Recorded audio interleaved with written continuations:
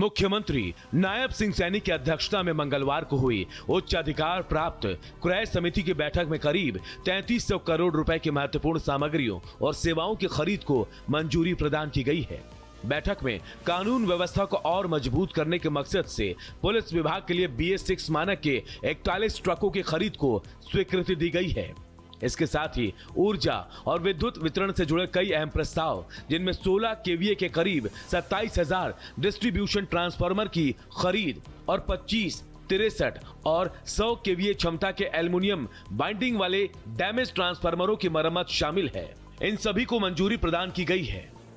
बैठक में ऊर्जा उत्पादन से जुड़े एक महत्वपूर्ण प्रस्ताव को भी मंजूरी दी गई, जिसके तहत Haryana power generation corporation limited के ताप विद्युत संयंत्रों को 1 साल की अवधि के लिए 3.55 lakh metric ton agro residue आधारित टेरेफाइड बायोमास पैलेट्स की आपूर्ति की जाएगी, जिसमें 50% से अधिक कच्चा माल धान की फसल अवशेषों का होना अनिवार्य रहेगा।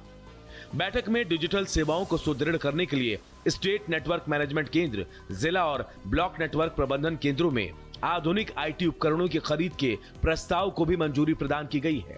इससे अलग अलग विभागों के कार्यालयों को उच्च तकनीक के माध्यम से हाई स्पीड नेटवर्क कनेक्टिविटी प्रदान होगी।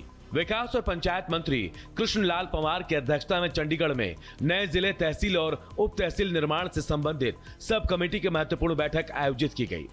बैठक में कमेटी के सदस्य के रूप में शिक्षा मंत्री महिपाल ढांडा, राजस्व और आपदा प्रबंधन मंत्री विपुल गोयल, कृषि और किसान कल्याण मंत्री श्याम सिंह राणा उपस्थित रहे।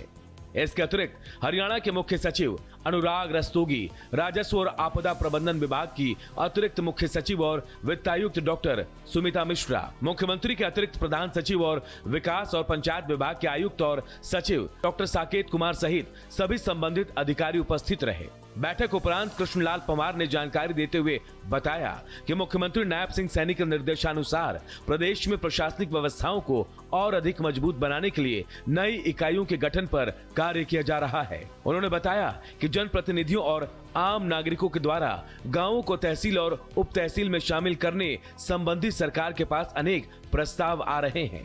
स्वास्थ्य मंत्री ने कहा कि राज्य सरकार ने हड़ताल के दौरान अस्पतालों में चिकित्सा सेवाओं को रुकने नहीं दिया। काफी चिकित्सकों, जिनमें medical research, national health mission और आयुष चिकित्सकों ने मरीजों के इलाज और चिकित्सा सेवाओं को जारी रखने में सहयोग किया। स्वास्थ्य मंत्री ने कहा कि Haryana civil medical services association के आह्वान पर की गई हड़ताल के दृष्टिगत आम जनता को किसी प्रकार की असुविधा से बचाने और राज्य के विभिन्न स्वास्थ्य संस्थानों में आने वाले सभी रोगियों को भविष्य में निर्बाध स्वास्थ्य सेवाएं उपलब्ध कराने के लिए स्वास्थ्य विभाग द्वारा सभी आवश्यक प्रबंध किए गए हैं। उन्होंने बताया कि वर्तमान परिस्थिति को राज्य सरकार ने अत्यंत गंभीरता से लिया है। आप सभी जानते हैं कि HCMA ने 2 दिन की स्ट्राइक का ऐलान किया था, 8 तारीख और 9 तारीख, और उनकी कुछ मांगे हैं जो सरकार आज के दिन कंसिडर कर रही है। इस स्ट्राइक के दौरान कोई भी एसेंशियल सर्विसेज हेल्थ की हमने रुकने नहीं दी है।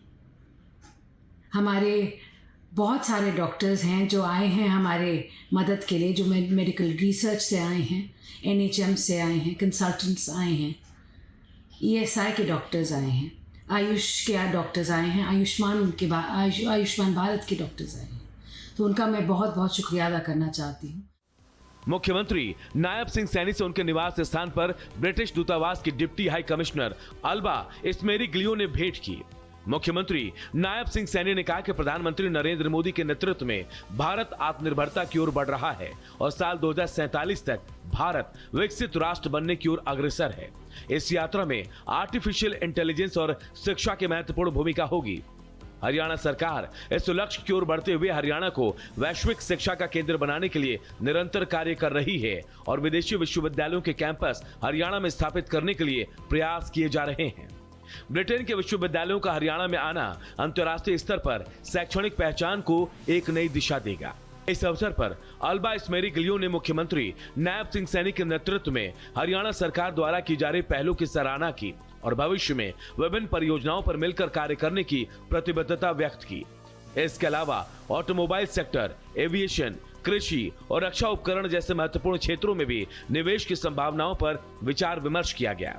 मुख्यमंत्री ने इन क्षेत्रों में हरियाणा की नीतियों, औद्योगिक सुविधाओं और उत्कृष्ट निवेश वातावरण के बारे में अवगत कराया और ब्रिटिश निवेशकों को राज्य में निवेश हेतु आमंत्रित किया।